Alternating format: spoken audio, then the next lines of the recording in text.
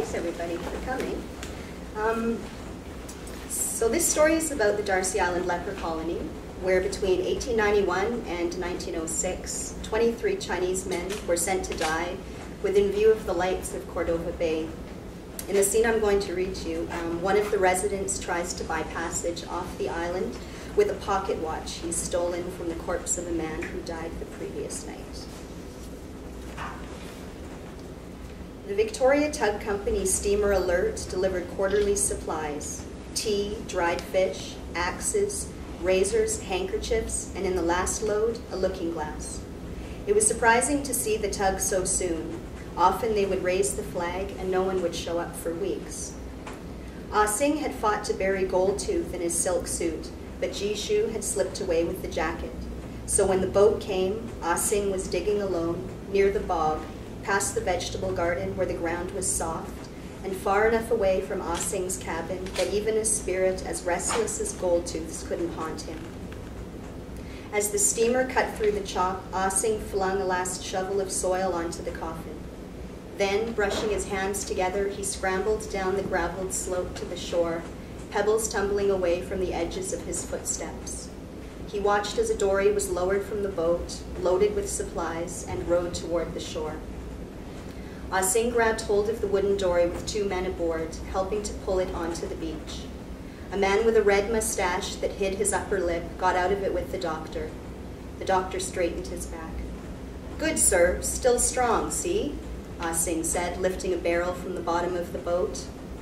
Ah Sing recounted what had happened the night before. The doctor pulled a bag from the dory and withdrew a ledger of dates, names, and other notes. He looked down his spectacles. "The one you call Go Chu?" "No, sir." "Feng Wayen?" Ah Sing nodded. The doctor wrote something on his ledger and turned toward the main building. When he was halfway up the slope, Ah Sing tilted his head toward a termite filigreed log to indicate he wished a word with the other man, whom the doctor had introduced as a reporter. The man's pants were cinched high upon his waist. He took 2 steps toward the log and stood, smoothing his hands over his thighs. Ah Sing stepped over to the log and sat down. His mouth was dry. The man was smiling, but his gaze jumped from Ah Sing to a spot beyond his head, then back to Ah Sing, then to the doctor stumbling up the gravel slope. The man did not sit. Ah Sing cleared his throat. "I favor you. No me. No, you favor me." The disease in his larynx made his voice no more than a loud whisper. I have something." He stood up and pulled the Swiss watch from his pocket, where he had been clutching it so tightly that it was slick with sweat. He wiped it against the leg of his pants. He dangled it between them, letting it catch the sun. "This is for you," Ah Sing said. "Look at that." The man scratched his head and smiled. "Nice, yes?" The man nodded. "This is a nice island," he said, rubbing the back of his neck. He looked from the boulders that ringed one side of the bay to the mud flats on the other. He glanced at the doctor, who was talking to Jishu at the main building. "I hear you men hunt, and fish, too." "You take?" "No."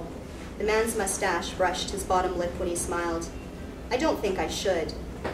"No," Ah Sing nodded his head, "for you." The man looked down at the watch. "But his gift." The man fingered his eyebrows. "Gift," Ah Sing repeated. "A gift for you. Your wife?" On the veranda of the cabin, Jishu danced, circling the doctor, his long black ponytail bouncing on his back. A sudden gust of wind blew the reporter's hat off his head. It rolled a few feet, snagged on a log, then rolled again with the next gust. The man chased it, but Ah Sing bounded ahead, stopping the hat with his bare foot. Ah Sing dusted off the sand and shards of clamshell. He held the hat toward the man. "Oh, well then."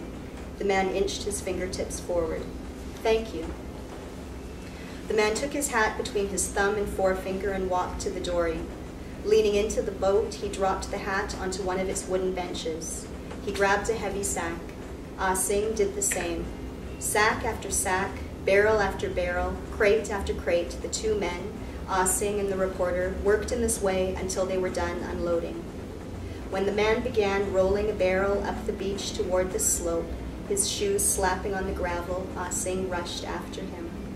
Gift, you help me. Gift, he said, his throat tightening so he could not swallow. Please, you take. He pushed out a laugh. It felt like choking on a ball of rice.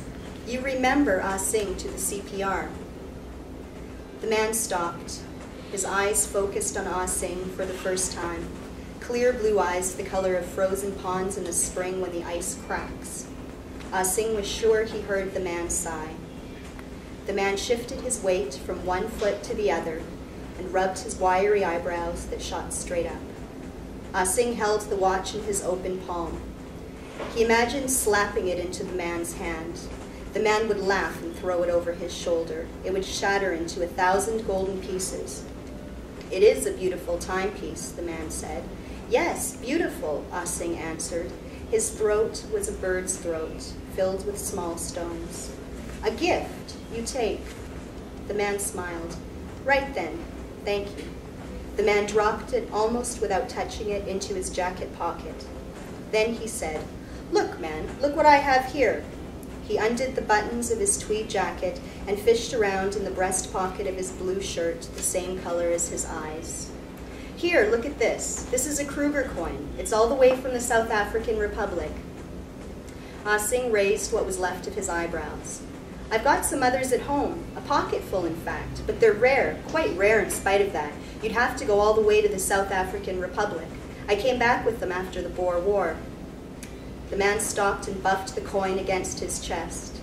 If you would take this to show my appreciation. Ah Sing stared at it. He felt an ache in the bottom of his stomach. It grew worse. He would vomit, he knew it.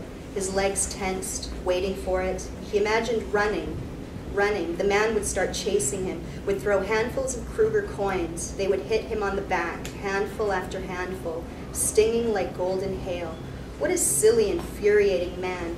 Ah Sing could decorate his cabin. He could use them as sinkers when he fished. Ah Sing held the coin between his thumb and forefinger. He spat on its tarnished surface. The man widened his eyes. Superstition, it bring more money when spit, bring good luck. Oh, the man said. He clapped his hands together. Well then. Far from shore, the steamer bobbed in the chop. The crow cawed, the waves tumbled. The man walked to the dory and Ah Sing followed. Reaching in, the man picked up his hat from where it lay. It was a green plaid cheese cutter, wool with yellow and orange stripes. Under the leather strap at the back, he had tucked some hair and feathers, and for an instant Ah Sing was reminded of the ladies of Victoria who had worn hats adorned with enough feathers to drive certain birds to extinction.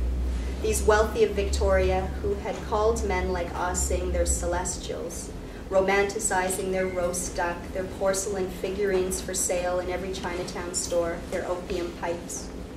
The man held his hat out to Ah Sing. Do you like this hat? It's fine hat. Take it.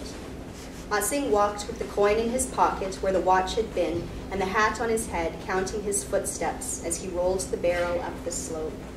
He fought against quick breaths, trying not to hyperventilate. He stacked the barrel in the storage shed next to the coffins and the axes. In his cabin, he packed an empty burlap bag, his driftwood pieces, his buck knife, a cast iron kettle, and his tin cup. He looked around the cabin at the clothes folded on the stool by the door, the walls papered with the Daily Colonist and Chinese New Year's decorations, their glossy black characters jumping off the red background. Then he went to the beach. He sat in the loose shale by the boulders. He dug for his buck knife in his bag. Waiting, he whittled 8 sticks and 2 larger ones. He carved grooves into the 2 big sticks, and then he fitted in the small ones, trying them each in turn. If he was finished in time, he could leave the kite for Jishu.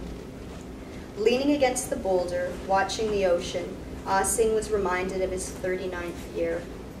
With his back against the rock wall of Kwangtung and the South China Sea spread out wide before him, trapped by famines in Anhui across the border and by the dirt and drought of Jinggang on the eastern border with Hunan, he had paid a CPR labor broker and hopped a freighter bound for Canada.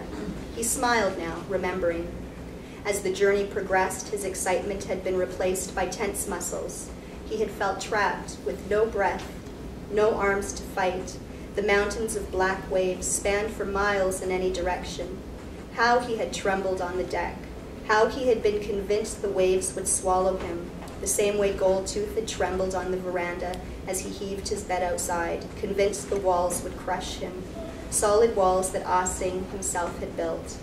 And how, on the freighter, another man from Fujian had touched Ah Sing on the shoulder. The man had said, "There's nothing to be afraid of." Thank you.